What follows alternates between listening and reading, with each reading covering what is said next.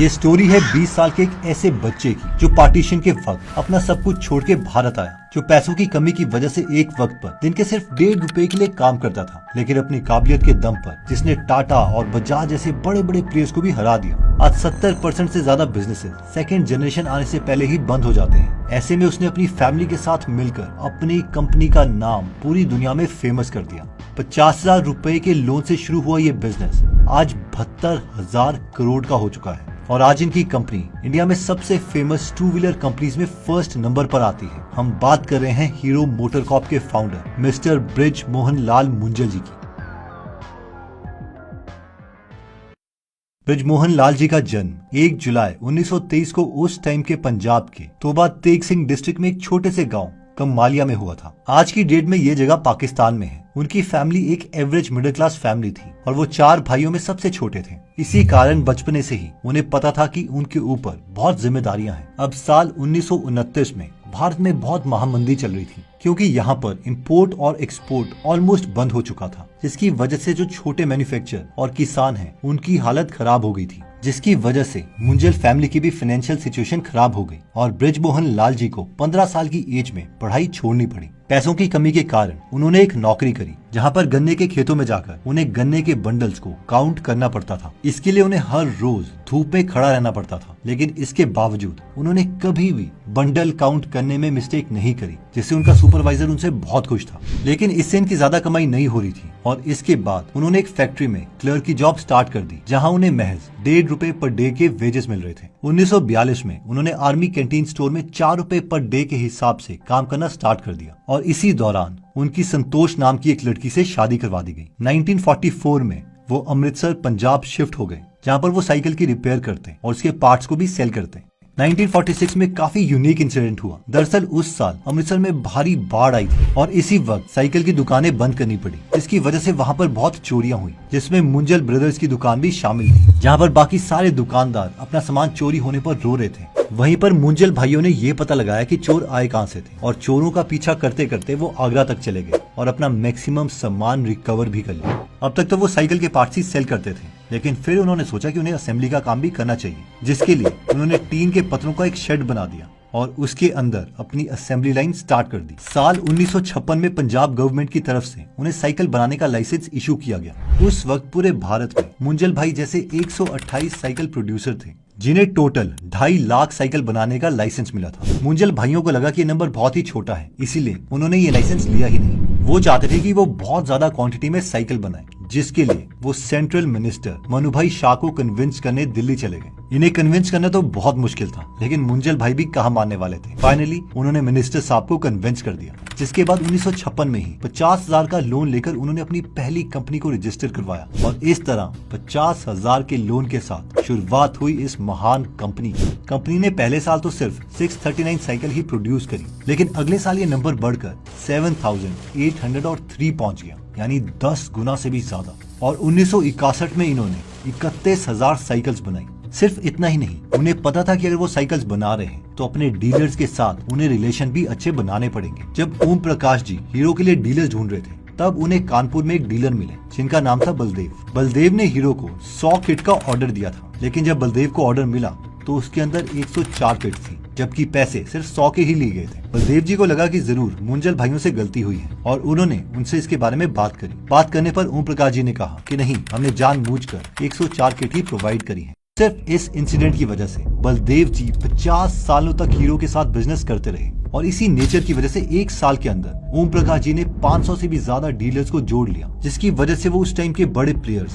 Atlas cycle से भी आगे बढ़ गए। मुंजल भाइयों को पता था कि आगे चलकर टेक्नोलॉजी ही उनकी मदद कर सकती है, इसलिए वो हमेशा एडवांस मशीनरी के लिए फॉरेन कंट्रीज में ट्रेवल करते रहते। एक बार जब वो जर्मनी गए तो वहाँ पर 3 लाख रुपए में चेन बनाने का उन्होंने पूरा प्लांट खरीद लिया, जिसके बाद देखते ही देखते 1968 में हीरो साइकिल्स ने 1.25 लाख साइकिल्स बनाई। इसके साथ साथ 1963 में उन्होंने इंडोनेशिया, केन्या, ईरान, इराक जैसी कंट्रीज में एक्सपोर्ट किए और सरकार से एक्सपोर्ट का लाइसेंस भी लिया। 1986 में सबसे ज्यादा साइकिल प्रोड्यूस करके उन्होंने वर्ल्ड रिकॉर्ड बनाया और साथ में इन्होंने मोपेड भी लॉन्च कर दी, जो कि काफी बिकी। साइकिल के बिजनेस को सक्सेस की ऊंचाइयों तक ले जाने के बाद उन्हें पता चल गया था कि इंडियन कस्टमर अब रेडी है 2 व्हीलर्स के लिए। लेकिन प्रॉब्लम ये थी कि उन्हें स्कूटर बनाने के बारे में कुछ भी नहीं पता था। उस वक्त भारत में टू व्हीलर्स के लिए कोई उतना कैपेबल नहीं था और ना ही कोई एडवांस टेक्नोलॉजी उस वक्त यहाँ पर थी। इसलिए मुंजल जी ने फॉरेन कंपनी के साथ टाई अप करने का सोचा, जिसके लिए उन्होंने उन कंपनीज को स्टडी करना स्टार्ट किया जो इंडियन मार्केट में एंटर करना चाहती थी। सब कुछ स्टडी करने के बाद उनकी निगाहें जापान की होंडा कंपनी पर टिकी, जो कि वर्ल्ड की सबसे बड़ी व्हीकल कंपनी थी और उसके पास 100 सीसी और उससे कम पोटेंशियल वाले इंजन थे। और बृजमोहन लाल जी को यही चाहिए था, क्योंकि उनका मानना था कि इंडियंस को लो फ्यूल और मेंटेनेंस वाले स्कूटर चाहिए। उसी वक्त होंडा ने भी एक पार्टनर के लिए इंडिया में अप्लाई कर दिया, लेकिन उनसे टाई अप करना इतना आसान नहीं था, क्योंकि होंडा के साथ काम करने के लिए 140 इंडियन कंपनीज ने अप्लाई किया था, जिसमें टाटा जैसे बड़े जायंट्स का भी नाम शामिल था। और हीरो जैसी छोटी साइकिल बनाने वाली कंपनी को कौन कॉन्ट्रैक्ट देगा? लेकिन ऐसा बाकियों ने सोचा था, मुंजल भाइयों ने नहीं। 3 साल लंबे ड्यू डिलिजेंस के बाद होंडा ने 2 कंपनियों को शॉर्टलिस्ट किया, जिसमें हीरो और फिरोदिया ग्रुप शामिल थे। जब होंडा ग्रुप बृजमोहन लाल जी से मिले, तब होंडा ग्रुप ने उनके अंदर होंडा के फाउंडर सुचिरो होंडा जैसा अप्रोच और एम्बिशंस देखे। होंडा को लगा कि सुचिरो और बृजमोहन लाल जी की लाइफ स्टोरी ऑलमोस्ट सेम है। दोनों ने अपने पापा के साथ बचपने में साइकिल बनाने का काम किया था। इसके अलावा सुचिरो की तरह बृजमोहन लाल जी भी वर्कर्स के साथ फील्ड में रहकर खुद काम करते थे। कुल मिलाकर वो दोनों बहुत सिमिलर थे। जब होंडा वाले इंडिया आए थे हीरो का काम देखने के लिए, तो उनको एक चीज बहुत पसंद आई, और वो ये थी कि होंडा वाले जब हीरो की फैक्ट्री में घूम रहे थे, तो हीरो के एक भी एम्प्लॉय ने उनको घूरना तो दूर, उनकी तरफ देखा भी नहीं। वो सिर्फ अपने काम पर फुली फोकस थे, जिससे होंडा वाले बहुत इम्प्रेस्ड हो गए, क्योंकि एग्जैक्टली यही कल्चर होंडा की कंपनीज में भी था। डील को फाइनलाइज करने के लिए 1983 में लास्ट मीटिंग के लिए मुंजल जी को जापान बुलाया गया, जिसमें होंडा ने बृजमोहन लाल जी को स्कूटर के बदले मोटरसाइकिल की पार्टनरशिप ऑफर कर दी, क्योंकि स्कूटर के लिए उन्होंने फिरोदिया ग्रुप को स्ट्रेट किया था। होंडा का ये प्रपोजल बाकियों के एक्सपेक्टेशन से बहुत अलग था, लेकिन काफी सोचने के बाद बृजमोहन लाल जी ने इस ऑफर को एक्सेप्ट कर लिया और 24 दिसंबर 1983 के दिन हीरो और होंडा ने ज्वाइंट वेंचर अग्रीमेंट पर साइन किया और 19 जनवरी 1984 को hero Honda Motors limited officially existence में आई।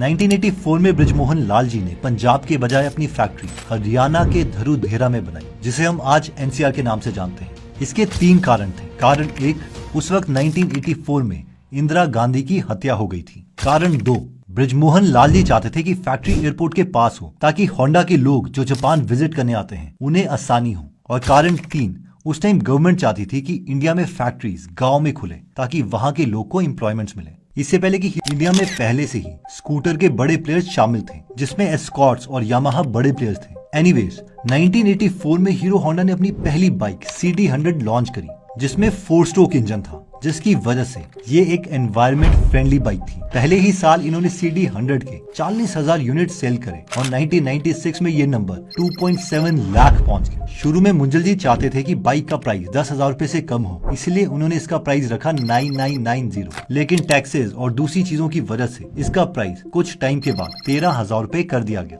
1995 में उन्होंने एक लेजेंडरी बाइक लॉन्च की, जो कि आज भी बहुत से लोग उसे पसंद करते हैं। आई होप इस बाइक का नाम आप समझ गए होंगे। इस बाइक का नाम था स्प्लेंडर, जो कि हीरो होंडा की सबसे ज्यादा बिकने वाली बाइक बनी और 2001 में आते आते हीरो होंडा ने बजाज को भी बीट कर दिया। इससे भी शॉकिंग बात तो ये है कि जो जापानीज लोग जापान से इंडिया काम करने आते थे हीरो होंडा के लिए, वो अपने नाम के आगे मुंजल लगाते थे, ताकि वो बृजमोहन लाल जी के प्रति लव और रिस्पेक्ट दिखा सके। ऊपर से देखने पर हीरो होंडा की सबसे सक्सेसफुल स्टोरी लग रही थी, लेकिन अंदर कुछ और ही कॉन्फ्लिक्ट चल रहे थे। दरअसल जब शुरू में हीरो ने बाइक बनाने का सोचा था, तब उनके सामने एक बड़ा प्रॉब्लम था, और वो था इंजन की टेक्नोलॉजी, और इसी वजह से उन्होंने होंडा के साथ टाई अप किया था। जब हीरो और होंडा का कोलैबोरेशन हुआ था, तो उन्होंने एक अग्रीमेंट साइन किया था, जिसमें लिखा था कि दोनों कंपनीज एक दूसरे के सेगमेंट में एंटर नहीं कर पाएंगी। होंडा फॉरेन कंट्रीज जैसे कि रशिया और यूएसए जैसे डेवलप कंट्रीज में सेल करती थी, जबकि इस अग्रीमेंट के अकॉर्डिंग हीरो अपनी बाइक इन कंट्रीज में नहीं बेच सकती थी। इंडिया के बाहर अगर हीरो को अपनी बाइक बेचनी है, तो वो सिर्फ भूटान,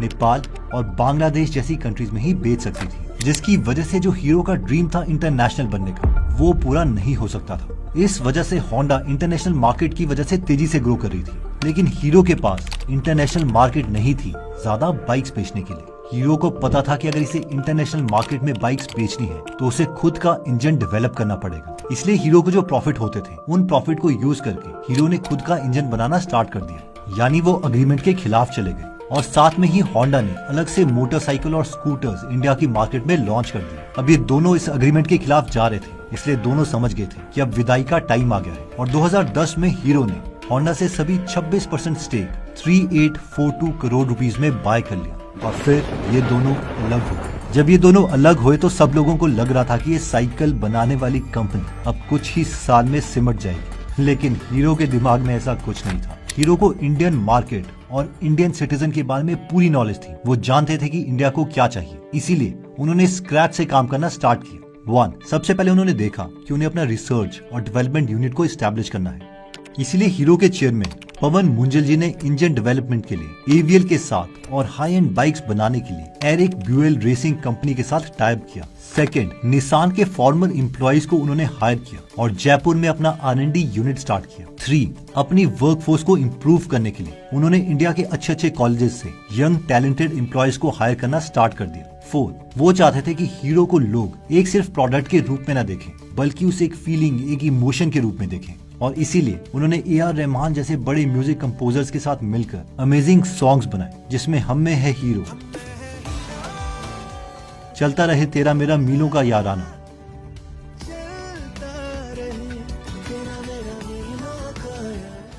सगों से भी सगा है तू, अपना परिवार है तू। इन सॉन्ग्स को क्रिएट किया और इन्हें पब्लिक के लिए इजीली फ्री में डाउनलोड करने के लिए प्रोवाइड कर दिया और देखते ही देखते हीरो ने मार्केट में अपनी पकड़ बना ली और 33.2% मार्केट शेयर के साथ इंडिया में फर्स्ट रैंक पर आ गया। और तो और इसी फाइनेंशियल ईयर 2022-23 में उन्होंने 29 करोड़ का नेट प्रॉफिट किया और साथ में जो उनका इंटरनेशनल मार्केट में एक्सपैंड करने का सपना था उसे पूरा किया। आज हीरो 47 कंट्रीज में अपने प्रोडक्ट्स बेचता है और जर्मनी जैसे डेवलप्ड कंट्रीज में उनके R&D यूनिट्स हैं। दोस्तों, हीरो के इतने बड़े एम्पायर को खड़ा करने वाले बृजमोहन लाल जी आज इस दुनिया में नहीं है। अनफॉर्चुनेटली 2015 में उनकी डेथ हो गई, लेकिन आज उनकी बदौलत हीरो के 30,000 से भी ज्यादा एम्प्लॉइज का घर चलता है और इंडियन पॉपुलेशन को 2 व्हीलर सेगमेंट में खुद एक स्वदेशी ब्रांड मिला है। 2 व्हीलर सेगमेंट की इस रेवोल्यूशनरी स्टोरी को जानने के बाद अगर हम 4 व्हीलर सेगमेंट के रेवोल्यूशनरी ब्रांड मर्सिडीज बेंज के बारे में जानना चाहते हैं तो आप हमारी ये मर्सिडीज बेंज वाली अमेजिंग स्टोरी देख सकते हैं। और हाँ, क्योंकि न्यू ईयर आने वाला है तो 200 से भी ज्यादा फ्री बुक्स